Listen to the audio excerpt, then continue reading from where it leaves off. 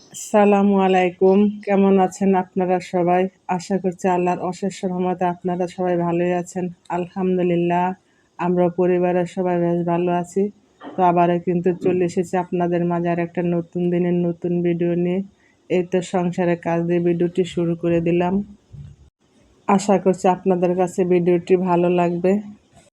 আর কাজকর্ম যাই শেয়ার করছি না কেন, মনের মধ্যে একটু হতাশা কাজ করছে, কোনো কিছু করতে ভালো লাগে না। জানি না আল্লাহ পাক কবে মন থেকে চিন্তা হতাশা দূর করবে। মনের মধ্যে চিন্তা হতাশা নিয়ে সংসারের কাজগুলো করে যাচ্ছি। আসলে জীবনে শারীরিক ও মানসিক শান্তি না থাকলে কোনো কিছুই করতে ভালো লাগে না। সত্যি বলতে, যদি মন ভালো থাকে কাজকর্ম করতে ভালো লাগে, আর মন ভালো না লাগলে কাজকর্ম করতে ভালো লাগে না। আর শরীর যতই অসুস্থ থাকুক না কেন, মন ভালো থাকলে সর্বাধিক ভালো লাগে।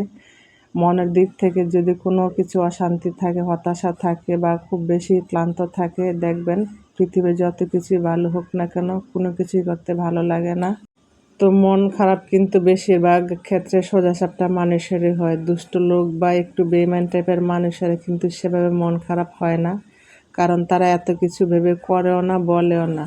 আর যারা ভালো মনের মানুষ তারা সর্বদাই কিন্তু সর্বদিক থেকে ভালো থাকার চেষ্টা করে, সবাইকে ভালো রেখে সবার জন্য সব কিছু করতে ইচ্ছে করে তাদের, করে কিন্তু দিন শেষে দেখা যায় কি তারাই প্রতারিত হয়। আর ওই যে প্রতারিত হয়, ওই জন্যই সর্বদিক থেকে সবসময় মন খারাপ থাকে, ক্লান্ত থাকে, হতাশাগ্রস্ত থাকে, আর অনেক বেশি চিন্তা ভাবনায় জর্জরিত হয়ে থাকে যে জীবনে কী করলাম আর জীবনে কী পেলাম। তো যাই হোক, অনেক কথা হয়তো বলে ফেলি অনেক ক্ষেত্রে। তো আশা করি আমার এই কথার মাঝে যে সমস্ত রহস্য লুকিয়ে থাকে, অনেক কিছু হয়তো বুঝে নিতে পারেন। আমরা অনেক সময় মানুষ হয়ে মানুষকে আপনের মতো করে ভাবি, খুব বেশি কাছের ভেবে ফেলি। তো একটা সময় দেখা যায় কি কোনো না কোনো ক্ষেত্রে সে মানুষটা সর্বদিক থেকে আমাদের কষ্ট দেয়, বেইমানি করে। যে উপকারগুলো করেছিলাম একটা সময় ভুলে যায়, অস্বীকার করে। এটা হয়তো মানুষের বেলায় কিন্তু সম্ভব। যাই হোক, মোটামুটি অনেক কথা বলে ফেললাম। এরই মধ্যে সংসারের অনেক কাজই করে ফেললাম। এই যে সংসারের কাজগুলো পাটে পাটে ভাগে ভাগে এক এক করে যখন শেষ করে নিরিবিলি একটু বসি, মনে হয় যেন একটা যুদ্ধ জয় করে ফেলেছি। তো এরকম কিন্তু আমার মনে হয়। আবার পরের দিন আল্লাহ বাঁচিয়ে রাখলে এরকম যুদ্ধে নামবো, যুদ্ধে জয়ী হব। আর সকালে যখন ঘুম থেকে উঠি তখন মনে চায় না যে কাজগুলো করি, এত অলসতা লাগে। তারপরে কি করব, সমস্ত অলসতা কাটিয়ে যখন আস্তে আস্তে সংসারের কাজগুলো গুছিয়ে ফেলি তখন মনের ভিতরে একটা শান্তি কাজ করে। আসলে এরই নাম জীবন, এরই নাম, এটাই হলো বাস্তবতা। যাই হোক, কথা বলতে বলতে আমার আপুদের কাছে একটা রিকোয়েস্ট করে নিচ্ছে, যারা আমার ভিডিওটি দেখছেন প্লিজ আমার ভিডিওতে একটা লাইক দিয়ে ভিডিওটি কন্টিনিউ করুন, কারণ আপনাদের একটা লাইক আমার ভিডিওটি আরও অনেকের কাছে পৌঁছে দিবে। আর আমার কথার মধ্যে কোনো ভুল ত্রুটি হলে ক্ষমা করে দিবেন। আর আমার ভিডিওর কোনো অংশ যদি ভালো লেগে থাকে প্লিজ আমার চ্যানেলটি সাবস্ক্রাইব করে আমার পাশে থাকবেন। সাথে থাকা বেল বাটনটি ক্লিক করে অল অপশানটি সিলেক্ট করে রাখবেন। যখন কোনো নতুন ভিডিও আপলোড করব সাথে সাথে নোটিফিকেশন পেয়ে যাবেন, তখন সময় সুযোগ করে আমার ভিডিওটি দেখে নিতে পারবেন। আর যারা অলরেডি কাজটি করে নিয়েছেন সবাইকে অসংখ্য ধন্যবাদ। যাই হোক, এই তো আমি কথা বলতে বলতে এই তো আমার রুমটাকে গুছিয়ে একটু দেখিয়ে দিলাম। আর এইভাবে আমি সব সময় আমার বিছানাটাকে ঝাড়ু দিয়ে পরিষ্কার করে নিয়ে সংসারের অন্যান্য কাজে লেগে পড়ি। এরপরেই তো আমি সকালে নাস্তা বানিয়ে নিয়েছি, অফ ক্যামেরা নাস্তা বানিয়ে খেয়ে নিয়েছি। এরপরে তো অন্য কাজে লেগে পড়েছি। এইটা হলো এর পরের দিনের ভিডিও। এই তো বাজার থেকে শসা নিয়ে এসেছে, শসাগুলো এখন আমি নামিয়ে নিচ্ছি। আর শসাগুলো হচ্ছে একদম দেশি শসা, একদম টাটকা, খেতে খুবই ভালো লাগছে। আর আমার কাছে দেশি শসা খেতে খুবই ভালো লাগে, হাইব্রিড শসা খেতে ভালো লাগে না। এরপরে তো আমার ছেলের জন্য কিছু কেক নিয়ে এসেছে, আর কিছু হলো বড়ি আচার নিয়ে এসেছে। এগুলোকে আমি বক্সের ভিতরে করে রেখে দিচ্ছি। আর আমার বাসায় বিস্কিট, কেক এগুলো থাকা লাগে, না হলে আমার ছেলে কতক্ষণ পর পরই বলে আম্মু কী খাবো দাও। তাই আমার ছেলের জন্য এক শেষ না হতে আরেক বাসায় বিস্কিট, কেক এগুলো সবসময় রাখি, যেহেতু ছোট বাচ্চা কতক্ষণ পর পরই খাবার চায়। যাই হোক, তো এখন আমি দুপুরে রান্না বান্না শুরু করে দিয়েছি। আর আজকে হলো আমি বট রান্না করব, আর হলো টমেটো দিয়ে আলু দিয়ে ছোট ট্যাংরা মাছ রান্না করব। আর এখন এই তো আমি মশলা কষিয়ে নিয়েছি, আর আলু আর বট একসাথে দিয়ে এখন কষিয়ে নিচ্ছি।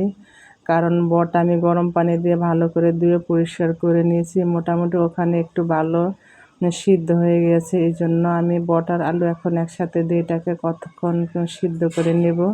আর আমি ঈদের দিন বটগুলাকে ভালোভাবে পরিষ্কার করতে পারি নাই, বেশিরভাগই পরিষ্কার করে নিয়েছি, কিছু হালকা পাতলা ময়লা ছিল।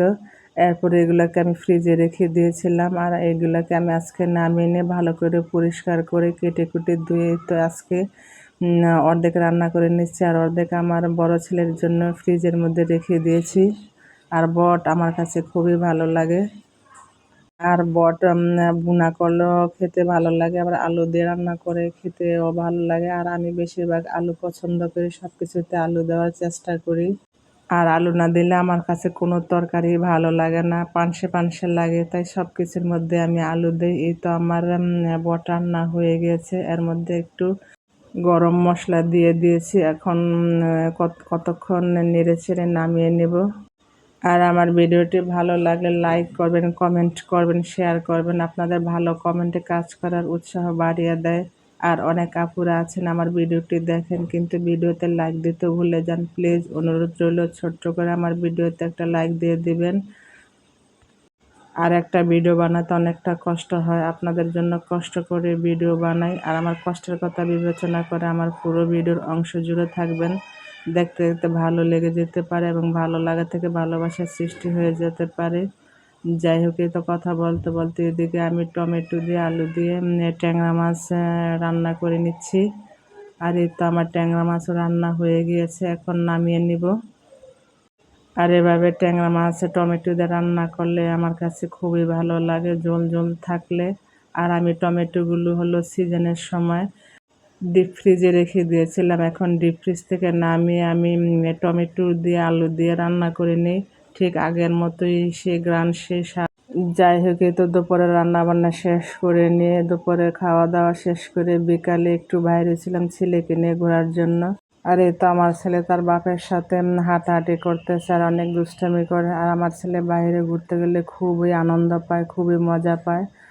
আর এই জন্য আমার ছেলেকে নিয়ে একটু বাইরে হই, আর বাইরে হলে কী লাভ দিব, বাসায় যেরকম বিরক্ত করে বাইরে হলে এরকমই দুষ্টামি করে। আর বিশেষ করে ওর বাবার সাথে বাইর হলে একটু দুষ্টামি কমই করে। ওর বাবা যেমন আদরও করে, তেমনি অনেক শাসনও করে। আর বাবাকে খুবই ভয় পায়, আমাকে বেশি একটা ভয় পায় না। তাই আমি যত চেঁচামেচি করি না কেন আমার ডাকে কোনো সাড়া দেয় না। যাই হোক, এই তো এখন ঘুরে ফিরে বাসায় চলে এসেছি। আর এটা হলো এর পরের দিন সন্ধ্যার সময় ভিডিও। সন্ধ্যার সময় একটু আমি সেমাই রান্না করে নিচ্ছি সন্ধ্যার নাস্তার জন্য। আর অনেক সময় দেখা যায় কি বাসায় আমি কত কিছু এনে রাখি কিন্তু মনে থাকে না এটা রান্না করে খাওয়ার জন্য। পরে যখন এই জিনিসটা খুঁজে বের করি তখন দেখি এটা ডেট ফেল হয়ে গেছে, তাই এখন আর এরকম কাজটা করি না। এখন সব কিছু খুঁজে খুঁজে বের করে রান্না করে খেয়ে ফেলি। যাই হোক, এতে এর মধ্যে আমি কিশমিশ দিয়ে নিচ্ছি। আর আমি এখন কোনো কিছুই সহজে নষ্ট হতে দেই না, সব কিছু এখন গুছগাছ করে পরিপাটি করে রাখার চেষ্টা করি, সব কিছু সামলে রাখার চেষ্টা করি। আর কোনো কিছু নষ্ট হলে আমার কাছে ভালো লাগে না, আমার কাছে খুব খারাপ লাগে। সময়ের সাথে সাথে বয়সের সাথে সাথে সব কিছু চেঞ্জ হয়ে যায়, সব কিছু সময়ের সাথে সাথে মায়া বাড়িয়ে যায়। আর এখন যেরকম খামখেয়ালিভাবে চলাফেরা করতাম এখন আর সেটা করি না, আমি সব কিছুতেই গুরুত্ব দেওয়ার চেষ্টা করি, সব কিছুকেই ভালো রাখার চেষ্টা করি। দেখবেন কি যে জিনিসের প্রতি বেশি গুরুত্ব দেবেন সেই জিনিসটাই সবসময় ভালো থাকে। আর কোনো কিছু ভালো জিনিস যদি অযত্ন অবহেলায় রেখে দেন কোনো কিছুই ভালো থাকে না। তাই জীবনে চলতে গেলে সব কিছুতেই গুরুত্ব দিতে হয়, শুধু সংসারের কাজে না, নিজের প্রতিও গুরুত্ব দিতে হয়, নিজের প্রতিও যত্ন নিতে হবে, তাহলে সংসারটাকে ভালো রাখা যাবে। তো যাই হোক, আল্লাহ তাআলা সবাইকে ভালো রাখুক, সুস্থ রাখুক, সেই দোয়া এবং ভালোবাসা নিয়ে আজকের ভিডিওটা এখানে শেষ করে দেই। আল্লাহ হাফেজ, আসসালামু আলাইকুম।